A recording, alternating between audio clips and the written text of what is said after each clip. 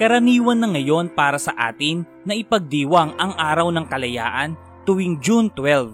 Gayunpaman, bago ang 1962, ipinagdiriwang ang araw ng kalayaan tuwing July 4 upang alalahanin ang araw ng pagkilala ng Estados Unidos sa ating kalayaan noong 1946. Pinasimulan ang pagbabago ng petsa noong May 12, 1962 sa pamamagitan ng Proclamation No. 28 Series of 1962 ni Pangulong Diosdado Macapagal na nagpahayag sa June 12 bilang Araw ng Kalayaan. Noong 1964, ipinasa ng Kongreso ang Batas Republika No. 4166 na formal na nagtakda sa June 12 ng bawat taon bilang araw ng pagdiriwang natin ng kalayaan ng Pilipinas. Isinusulong ang April 12, 1895 bilang pinakaunang petsa ng pagpapahayag na ginawa sa Yungib Pamitinan sa Montalban, Rizal nang isinulat ni Andres Bonifacio sa harap ng ilang pinuno ng Katipunan ang Viva la Independencia Filipina sa mga dingding ng Yungib. Isa pang petsa ang nagpapaalala para sa Araw ng Kalayaan, ang sigaw sa Pugad Lawin na nagpasimula ng himagsikang Pilipino. Pinunit ni Bonifacio sa harap ng maraming katipunero ang sedula niya bilang tanda ng paglaban at paglaya mula sa makapangyarihang mananakop na Espanyol. August 26 ang pinakamaagang petsa ng mga naunang paggunita sa sigaw. Binago ang opisyal na petsa mula August 26 patungong August 23 dahil sa testimonya ng mga nabubuhay na katipunero ng panahong yon tulad ni Pio Valenzuela. Gayunpaman, iminungkahi ng mga kasalukuyang pag-aaral na nangyari ang sigaw noong August 24.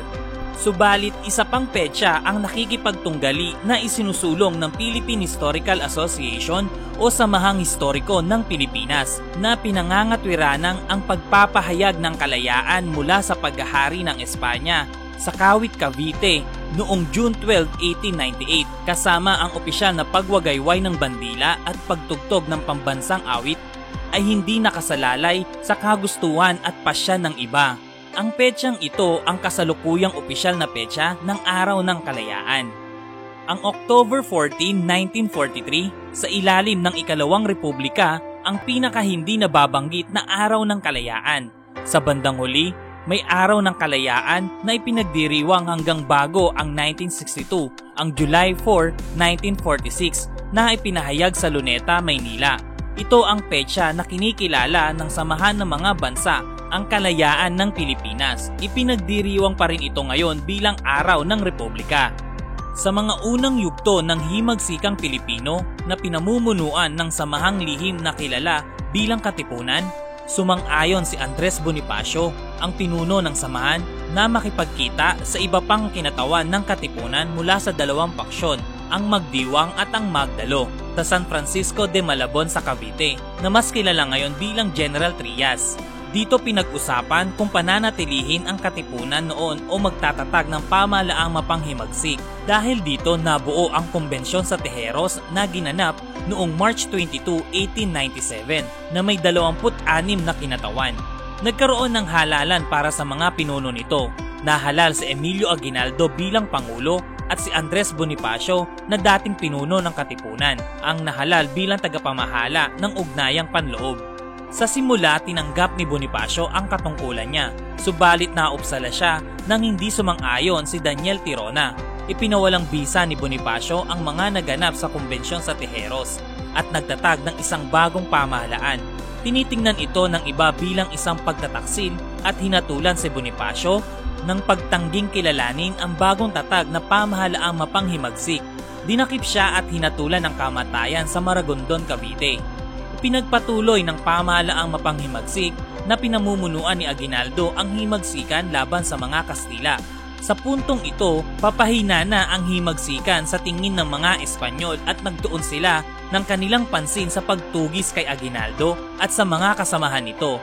Sa bandang dulo ng 1897, napilitan si Aguinaldo na umatras sa bulubundukin ng biyak na bato dahil sa mga parating na puwersa ng Kastila. Doon siya nagtatag ng kota ng kanyang pamahalaan. Isang kasunduang pangkapayapaan sa mga may kapangyarihang Kastila ang napagyarian dahil sa kasunduan ng Biak na Bato. Nilagdaan ng kasunduan noong December 16, 1897 na sinang-ayunan ang pagpapadala sa mga pinuno ng himagsikan sa Hong Kong at pagsusuko ng kanilang mga sandata kapalit ng reforma, proteksyong pampananalapi at mga pardon. Lumisan patungong Hong Kong si Aguinaldo at ang kanyang mga kasamahan noong December 24, 1897. Sa Hong Kong itinatag ni Aguinaldo at ng mga kasamahan niya ang junta na kumikilos tungo sa pagpapatuloy ng himagsikan at pagkakamit ng kalayaan mula sa mga Kastila. Sa simula ng digmaang Espanyol-Amerikano, nakipag-ugnayan kay Aguinaldo ang Commodore ng Hukbong Pang-Asya ng Estados Unidos na si George Dewey upang tumulong sa paggapi sa mga puwersang Espanyol sa mga lupain. Nagpadala si Dewey ng barko para kay Aguinaldo at dumating siya sa Cavite noong May 19, 1898 at pinagsanib ang mga puwersang mapanghimagsik. Pagdating ng June 1898, naniwala si Aguinaldo na magbibigay ng inspirasyon sa mga tao na lalo pang sumigasig sa paglaban sa mga Espanyol ang pagpapahayag ng kalayaan at kasabay noon ay maghahatid ito sa iba pang bansa upang kilalanin ang kalayaan ng ating bansa. Noong June 5, 1898, nagpalabas ng kautusan si Aguinaldo na nagtatakda sa June 12, 1898 bilang araw ng pagpapahayag ng kalayaan. Naganap ang pagdiriwang sa bahay ni Aguinaldo na nasa lugar noong tinatawag na Cavite el Viejo o Matandang Cavite o mas kilala ngayon bilang Kawit. Inimbitahan si Dewey ngunit hindi ito dumalo. Taimtim na binasa ni Ambroso Rianzares Bautista, tagapayong pandigma ni Aguinaldo at natatanging kinatawan ang isinulat niyang Acta de la Proclamación de la Independencia del Pueblo Filipino sa harap ng mga taong dumating sa bisa ng paanyayang ipinakalat kaugnay ng pagpapahayag ilang linggo bago ang araw na yon. Opisyal na isinagawa ang pagladlad ng bandila sa unang pagkakataon sa ganap na alas 4:30 ng hapon, samantalang tinugtog ang pambansang awit ng Pilipinas na unang narinig ng mga Pilipino na banda ng San Francisco de Malabon. Wala pang titik noon ang sinulat ni Julian Felipe na Marcha Filipina Magdalo na paglaon ay makikilala bilang Marcha Nacional Filipino. Tinutulan ni Apolinario Mabini na nahuli ang pagdating sa pagdiriwang ang pagpapahayag sapagkat pakiramdam niya'y hindi maipapahayag ng isang tao, si Aguinaldo, ang kalayaan ng bansa sa ngalan ng mga mamamayan nito.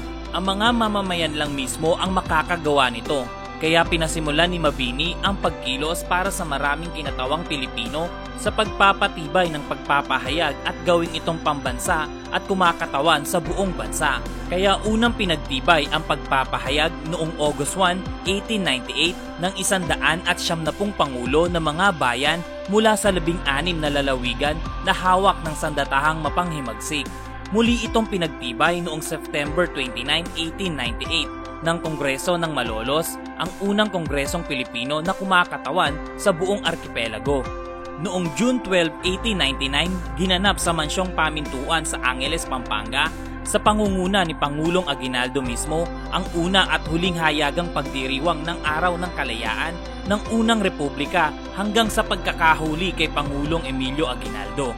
Sa pagkagapi ng Unang Republika noong 1901, hindi na ito hayagang ipinagdiwang hanggang sa ilipat ang Araw ng Bandila noong 1941 sa June 12 nang may pagkilala sa opisyal na pagdadlad ng bandila ng Pilipinas ng araw na yon. Mula 1941 hanggang 1962, ipinagdiriwang ang June 12 bilang Araw ng Bandila hanggang sa inilipat ng proklamasyon ni Pangulong Diosdado Macapagal ang Araw ng Kalayaan sa June 12. Noong 1965, sapagkat kasabay ng Araw ng Bandila ang Araw ng Kalayaan at upang gunitain ang araw ng unang pagwagayway ng bandila sa labanan, naglabas ng proklamasyon bilang 374 Series of 1965 si Pangulong Diosdado Macapagal na naglilipat sa Araw ng Bandila mula June 12 patungo sa May 28. Nawa sa videong ito ay nakapagbigay kami ng kaalaman kung bakit nga ba sa June 12 ginaganap o ipinagdiriwang ang kalayaan ng Pilipinas. Kung nagustuhan nyo ang videong ito at ang mga ganitong content, bisitahin lamang ang aming Facebook page na Knowledge Power TV. You are one click away from supporting us. Maraming salamat!